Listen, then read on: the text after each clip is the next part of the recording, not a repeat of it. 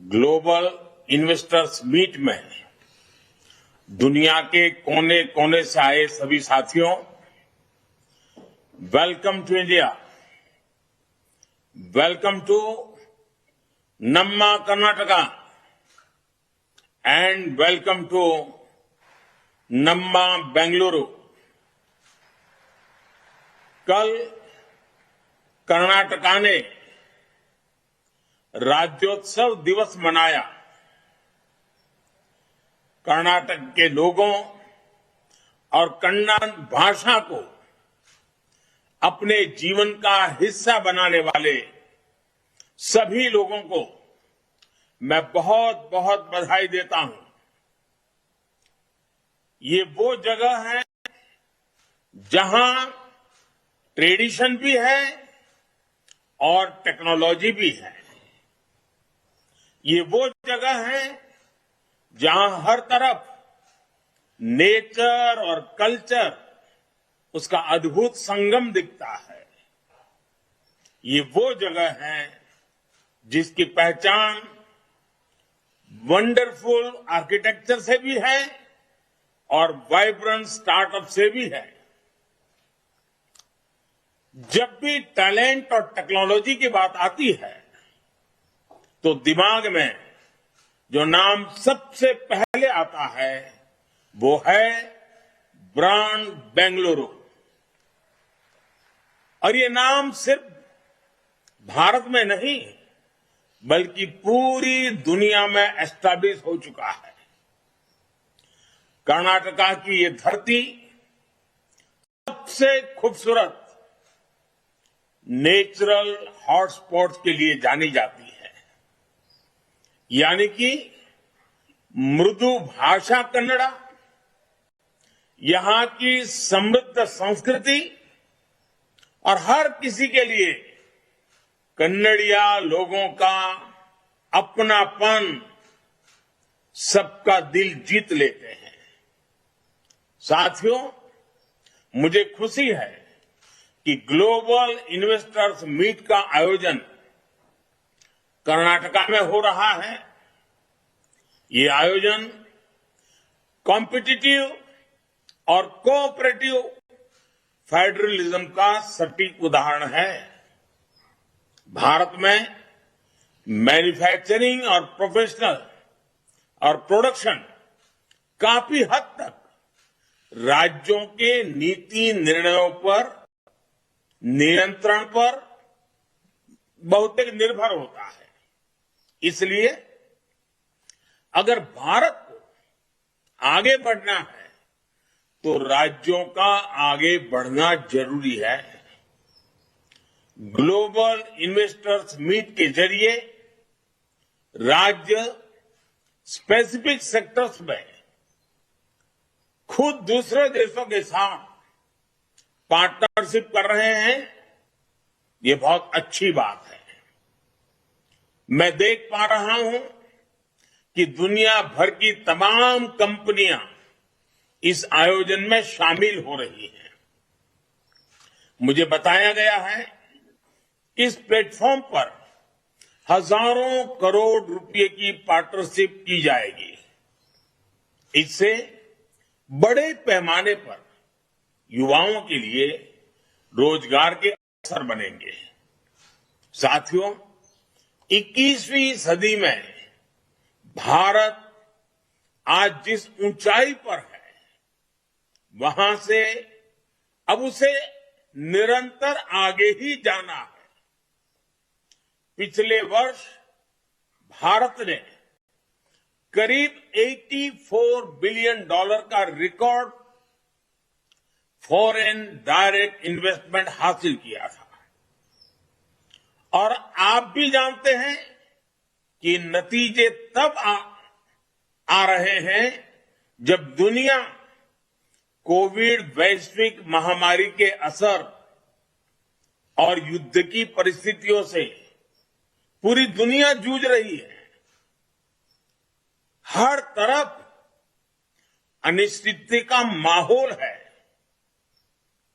भारत में भी युद्ध और महामारी से बनी स्थितियों का विपरीत प्रभाव पड़ा ही है। बावजूद इसके आज पूरी दुनिया भारत की तरफ बहुत उम्मीद भरी नजरों से देख रही है। ये दौर इकोनॉमिक अनसर्टेनिटी का है, लेकिन तमाम देश एक बात को लेकर आश्वस्त है कि भारतीय अर्थव्यवस्था के फंडामेंटल्स मजबूत है। आज के इस फ्रेगमेंटेड दौर में भारत दुनिया के साथ जुड़कर और दुनिया के लिए काम करने पर जोर दे रहा है। इस दौर में सप्लाई चेन्स को ठप पड़ते देखा है, लेकिन इसी दौर में भारत हर जरूरतमंद को मेडिसिन और वैक्सीन सप्लाई करने का भरोसा दे रहा है। ये मार्केट फ्लक्चुएशन का दौर है, लेकिन 130 करोड़ भारतीयों की आकांक्षाएं हमारे घरेलू बाजार की मजबूती की गारंटी दे रही है। और सबसे अहम बात, ये भले ही ग्लोबल क्राइसिस का दौर है, लेकिन दुनिया भर के एक्सपर्ट्स, विश्लेषक और अर्थव्यवस्था के जानकार भारत को ब्राइट स्पॉट बता रहे हैं। और हम अपने फंडामेंटल्स पर लगातार काम कर रहे हैं ताकि भारत की अर्थव्यवस्था दिनों दिन और मजबूत हो। पिछले कुछ महीनों में भारत ने जितने फ्री ट्रेड डील्स किए हैं, उससे दुनिया को हमारी तैयारियों की झलक मिल चुकी है। साथियों, आज हम जिस मुकाम पर पहुंचे हैं, उसका सफर कहां से शुरू हुआ था, ये याद रखना जरूरी है। 9-10 साल पहले हमारा देश पॉलिसी लेवल पर की और उसी लेवल पर क्राइसिस से जूझ रहा था। देश को उस स्थिति से बाहर निकालने के लिए हमें अपनी अप्रोच बदलने की जरूरत थी। हमने इन्वेस्टर्स को रेड टेप के जाल में उलझाने के बजाय निवेश के लिए रेड कारपेट का माहौल बनाया। हमने नए नए उपजाऊ कानून बनाने के बजाय, उलझाने वाले कानून बनाने के बजाय उन्हें रेशनलाइज बनाया। हमने खुद बिजनेस चलाने के बजाय बिजनेस के लिए ग्राउंड तैयार किया ताकि दूसरे लोग आगे आ सके। हमने युवाओं को नियमों में जकड़ने के बजाय उन्हें अपनी क्षमताओं को और बढ़ाने का मौका दिया। साथियों, नए भारत का निर्माण बोल्ड रिफॉर्म्स, वीक इंफ्रास्ट्रक्चर और बेस्ट टैलेंट से ही संभव है।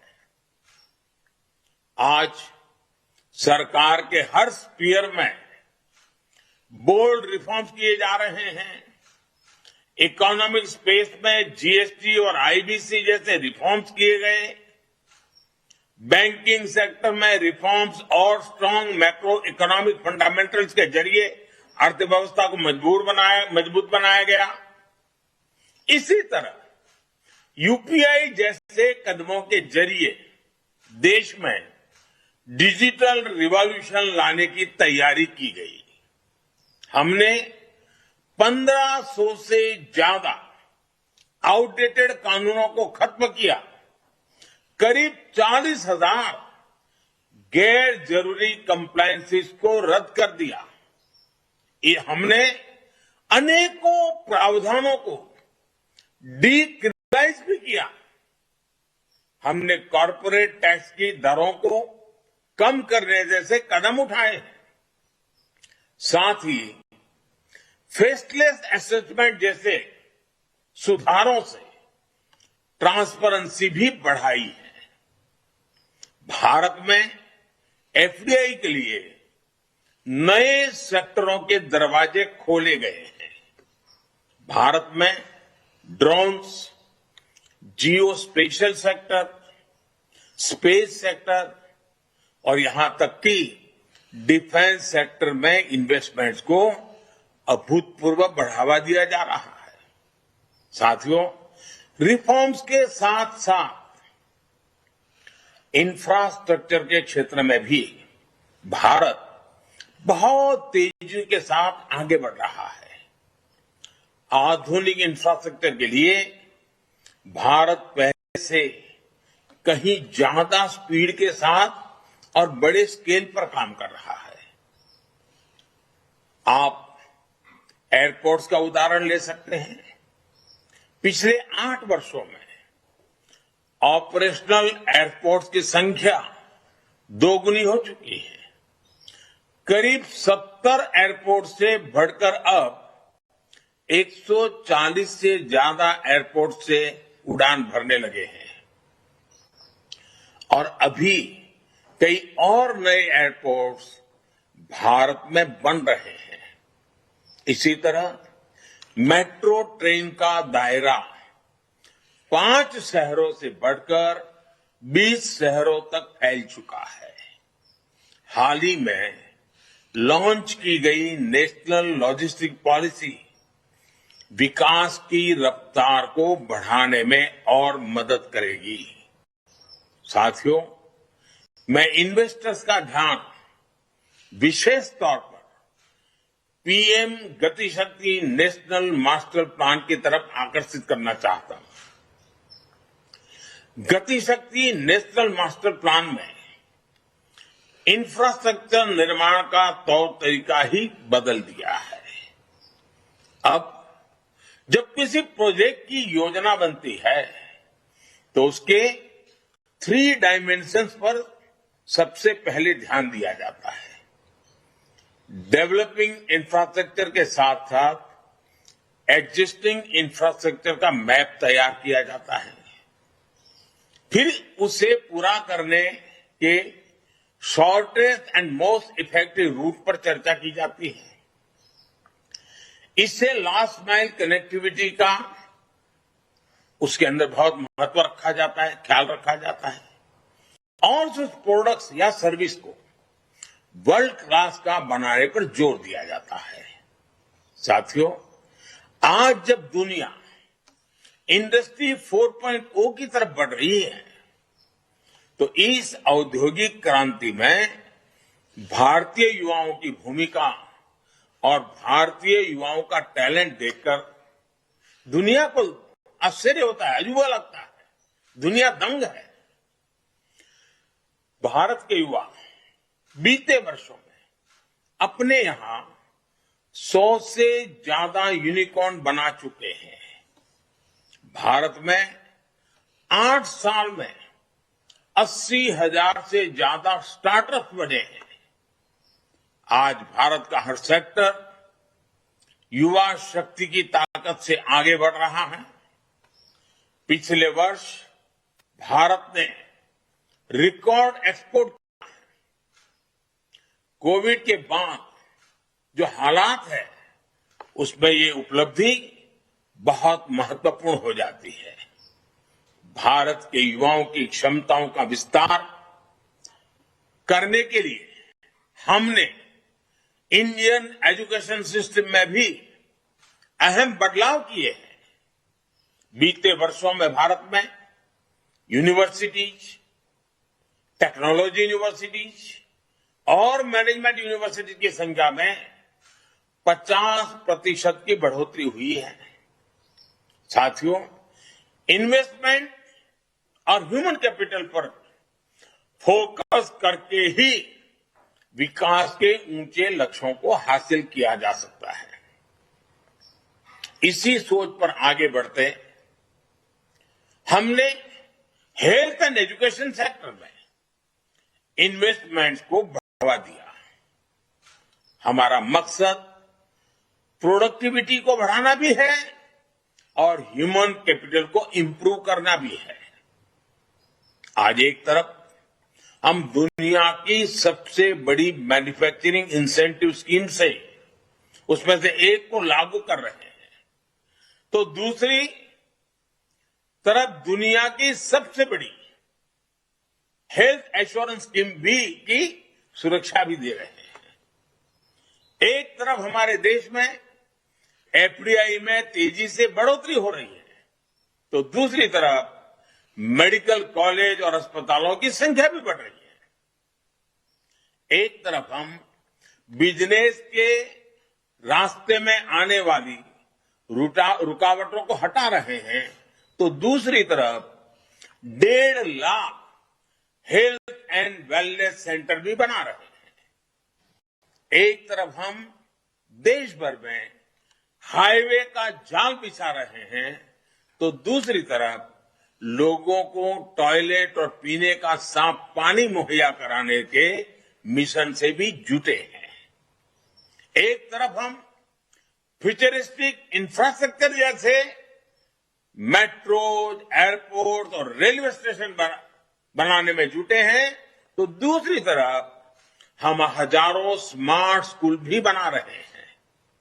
साथियों, रिन्यूएबल एनर्जी के क्षेत्र में आज भारत ने जो मुकाम हासिल किया है वो पूरी दुनिया के लिए मिसाल है। पिछले 8 वर्षों में देश की रिन्यूएबल एनर्जी की क्षमता 3 गुनी बढ़ी है और सोलर एनर्जी की क्षमता में 20 गुना बढ़ोतरी हुई है।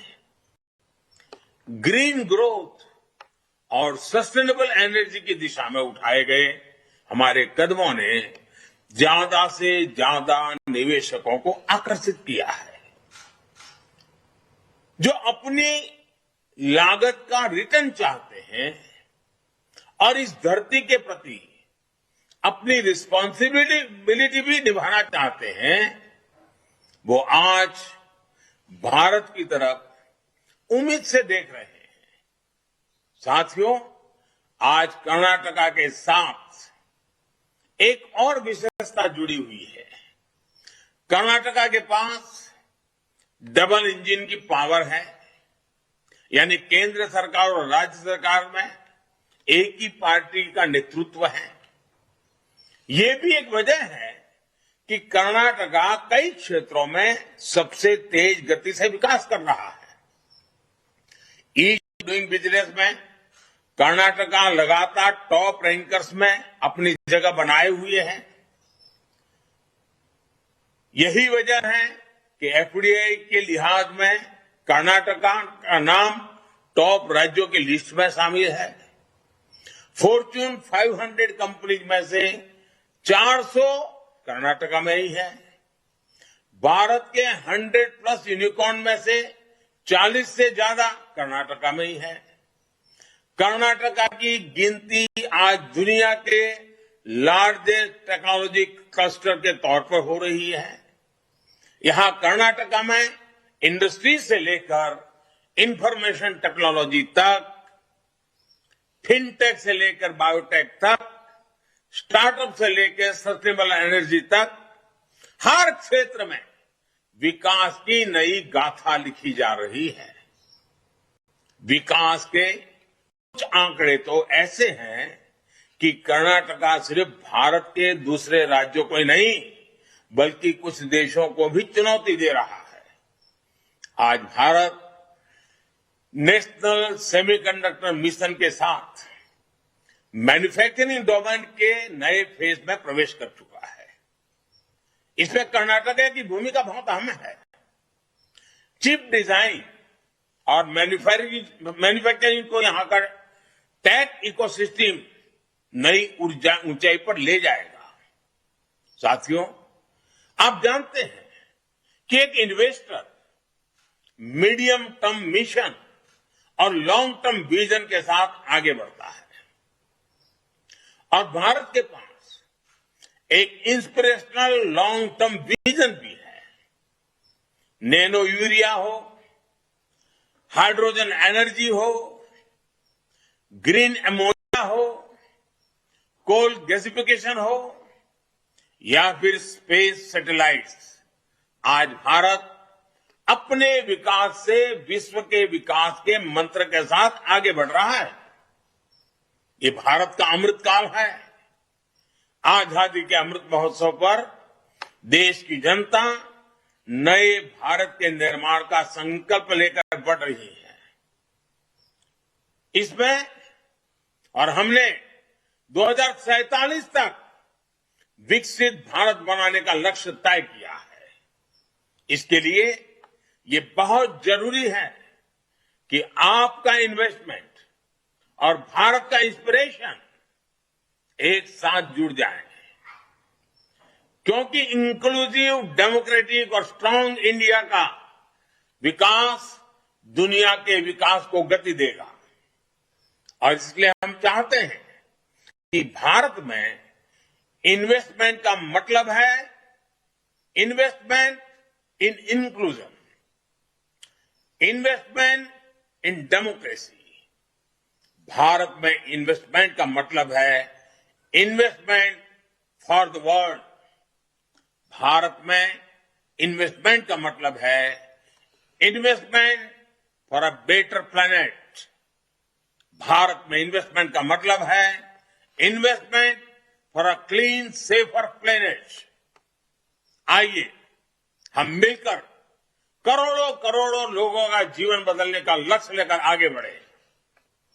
इस आयोजन से जुड़ने वाले सभी लोगों को मेरी ओर से बहुत बहुत शुभकामनाएं हैं। कर्नाटका के मुख्यमंत्री, उनकी पूरी टीम, कर्नाटका सरकार और कर्नाटक के लोग के सभी भाइयों बहनों को भी हृदय से बहुत बहुत शुभकामनाएं देता हूं। बहुत बहुत धन्यवाद।